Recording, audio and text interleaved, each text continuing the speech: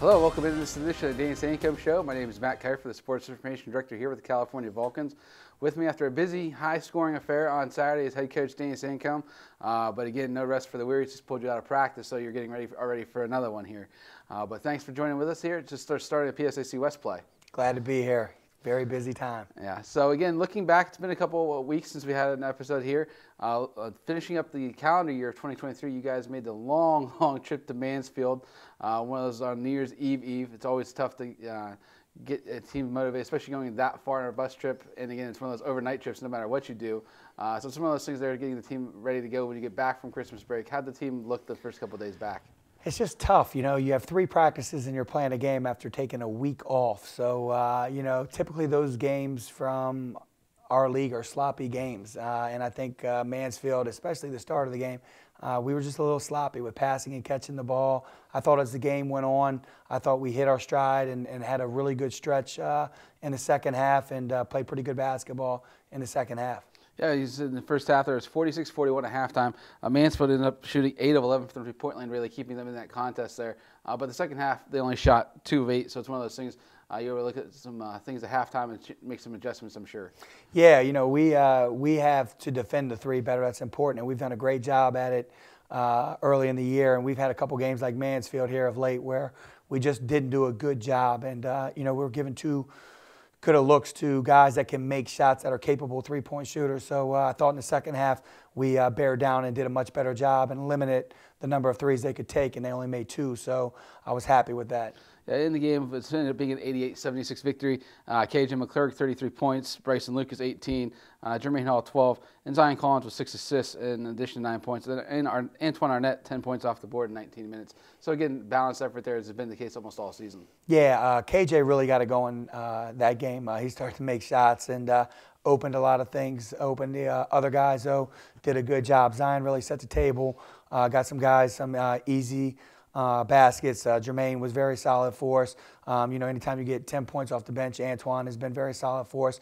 You know, just good contribution. And I just thought we moved the ball much better in the second half, and we were able to get high percentage shots and make shots. And it's one of those things there that extended the winning streak to start the season. It was the best start for the Vulcans in over 4 decades. I can't find anything before that. So, but it was a great start to the season there. But then coming home with Westchester, a very high-scoring affair as well. One there on Wednesday. Just talk about your initial thoughts, Westchester. Yeah, man, I tip our hat off. They played very well, made shots. We let them get going. They have 2 guards that are guys that can really score the basketball. When I say score, they can go for 30, 35 points a night. And I think one of them had 35 and the other one had 22 or 23. And we just didn't guard well. We gave up 100 points at home. And look back at it, I think they made 16 threes. We didn't do a good job defending that. I think early what happened was we let a couple of the guys get good looks, and they got it going. And once they got it going, we couldn't shut it down. Yeah, Elijah Allen finished with 34 for Westchester at 7 threes. But again, the Vulcans had balanced scoring, a great job there. KJ McClurg right there hitting a corner 3, and Donald White had 20 points in only 26 minutes. Took a little bit of a bang up there, but again, a great scoring effort there by Donald, and then Bryson Lucas had 9 points, and still battled foul trouble, but still was able to give you some minutes. Yeah, you know, just to recap that, if you tell me we're going to score 97 points at home, I think we're going to win the game, probably going away, but we just weren't able to get enough stops. Our offense was great. We moved, we shared the ball, did a really good job, with that. I thought Donald Whitehead had a great offensive game. For us, KJ obviously was great as well, but Zion, had another good game, but we just couldn't get stops. We got out in transition, we got a lot of easy baskets. Heck, I think we shot 54-55% for the game. So it wasn't our offense, it was our defense for sure. And we concentrated on that. We knew our next game we had to play good defense. Yeah, in the second half there, 60 to 54, it was the 2 teams scoring. You guys shot 60% from the floor. They shot 60% from the floor. It was almost like a track meet there in the second half. Everybody's just trying to go. And Westchester made some really tough contested shots while you guys were clawing your way, keeping the game close, and had a chance there at the end. Yeah, to me, I thought with about 8.5 minutes left, we were up 8. We got to put that game away at that point in time. And I think we had some mental errors defensively that allowed them to get some good looks, and I really thought that was the difference in the game. We just let them get too many easy baskets, and they got it really going in the second half, and we couldn't stop them. I know one of the stats you always like to look at there is 20 assists on 33 made field goals, so a lot of guys passing the ball there.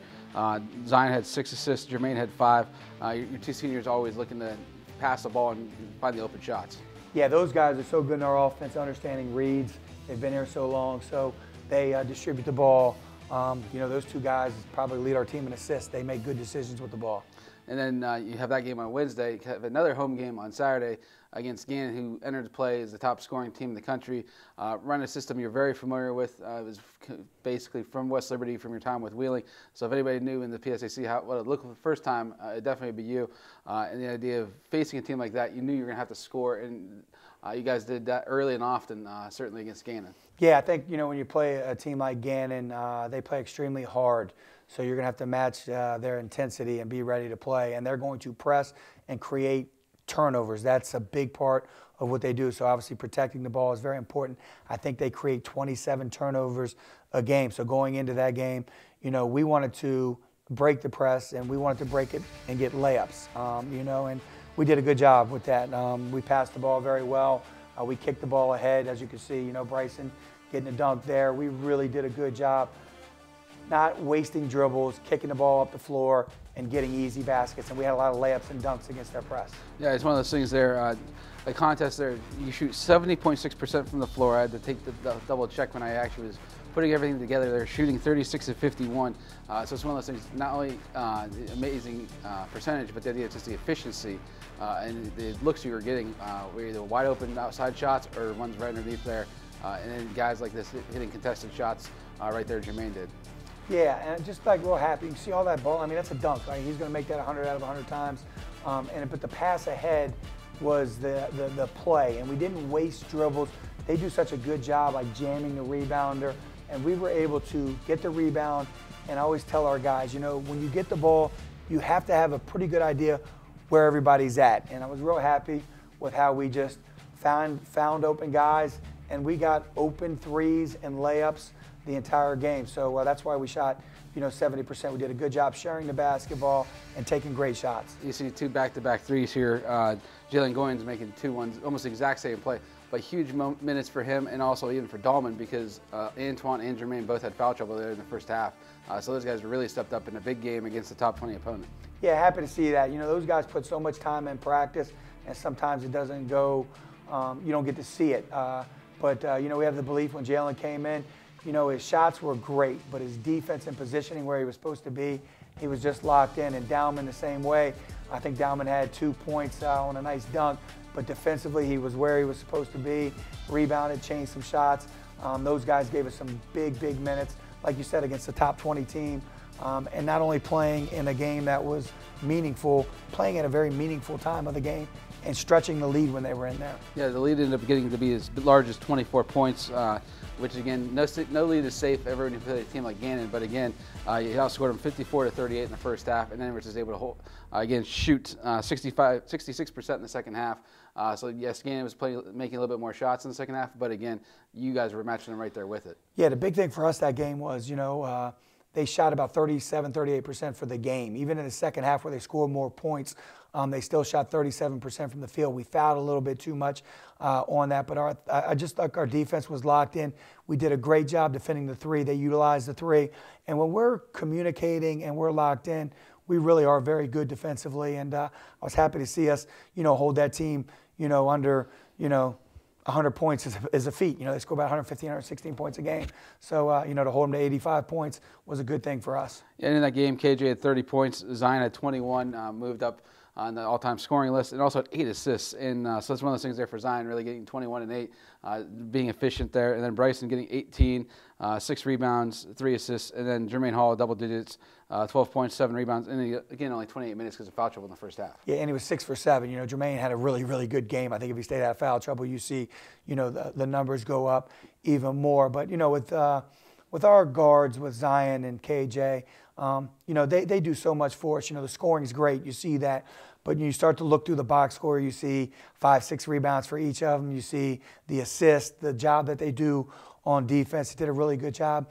I thought Bryson Lucas was the big key for us in that game. He really helped us in the press break and was very efficient with bringing the ball up for us at times, breaking the press, and then just staying out of foul trouble. He brings a whole other dimension to our team. Yeah, you can tell the length of the athleticism were definitely on display and really helped against the Gannon program. Again, he got hired late, had one really returning player that started from last year. Number 4 ended up with 30 points, but a lot of that at the free throw line in the second half. So it's one of those things, being able to use that experience and also lengthen the system against a team that's a little bit undersized at this point right now with a coach that's still bringing his players in. Absolutely. They're going to continue to get better as the year goes on. They play hard, so you know, we'll have to go to their place and be ready to play when we see them again. Okay, that takes a look back at the action here from the last week plus. We'll take a quick break, and we'll be back looking ahead at tomorrow's opponent and also the PSAC-WEST standings here after a bit. The Pennsylvania State Athletic Conference celebrates the athletic and academic excellence of its student athletes. Last year, over 3,800 achieved at least a 3.25 GPA to earn recognition as a PSAC Scholar Athlete. Athletically, 75 PSAC teams qualified for the NCAA championships. Champions on the field, champions in the classroom, making the PSAC proud.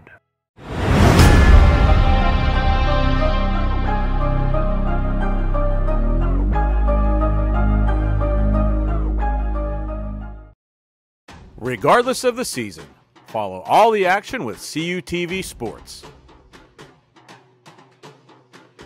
From the gridiron to the hardwood, the pitch and the diamond, CUTV Sports has you covered with almost 100 live games a year. With multiple camera angles, graphics, announcers, and replays for 37 seasons, CUTV Sports is your home for Vulcan athletics.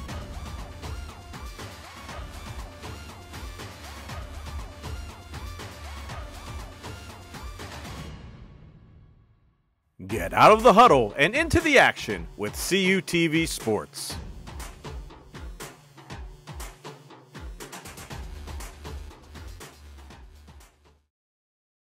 Come on out to the Convocation Center and support men's and women's basketball for the 2023-2024 season. The Vulcans are looking to put the PSAC on notice this year after both teams are picked towards the top of the preseason conference rankings. There will be 13 men's games and 16 women's games at home. Follow calvulcans.com for any update. All games will be live on CUTV Sports 1 and the PSAC network. Come out, our team's going to be very exciting.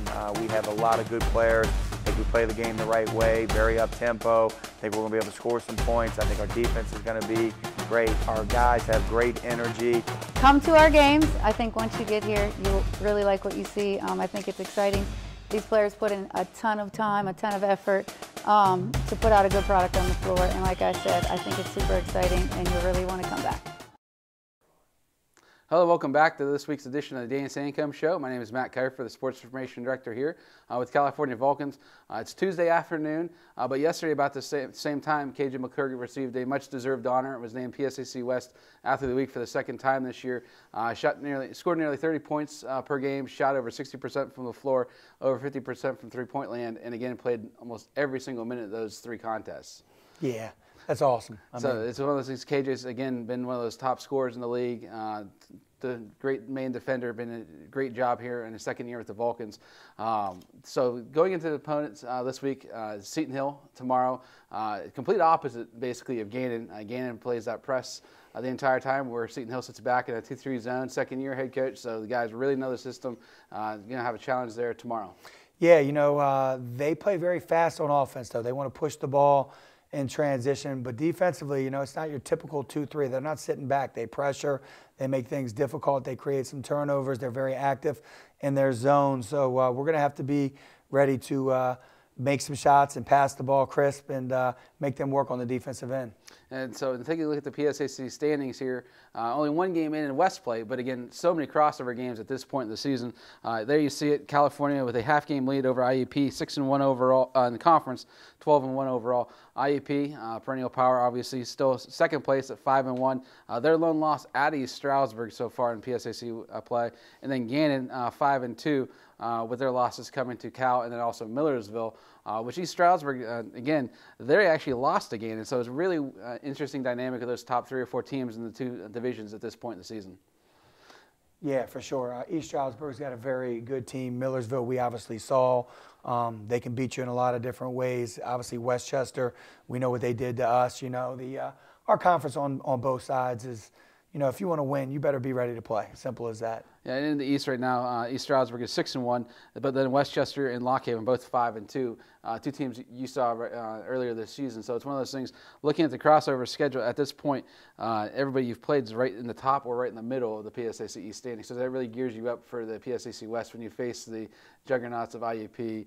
UPJ is a little bit different look, but Mercier is gaining right now. Yeah, we didn't get any breaks with our crossover games. We played really good teams from the East. So, you know, like I said, that's going to help us, and we just got to continue to play good basketball. So again, tomorrow is the first of the last of the home games of this week with Seton Hill, but then you go on the road to Slippery Rock on Saturday. So at least finally get a chance to go back on the road after being home for 3 games. Probably a little bit different for the guys there after the start of the season they had. Yeah, absolutely. You know, we played our first, 6 or 7 on the road, and you know, we've had a nice little home stretch here, but you know, we've played well on the roads. We're going to have to play well on the road if we're going to win conference games. So we got to be ready, you know, to play whether it's home or away, mentally, physically. We got to be ready to go. And then finally, next week, the students come back and get a chance to actually see the team play in the Convocation Center. But before that even happens, tomorrow be 7:30 tip against Seton Hill in the Convocation Center. You can follow the action with CUTV's feed on the PSAC Digital Network and also CUTV YouTube page. But Coach, thanks for taking a couple minutes here today, and appreciate you taking the time all season long so far, giving an insight in the program. Thanks for having me. So again, check out the Vulcans tomorrow, 7:30, Convocation Center. Thanks for watching.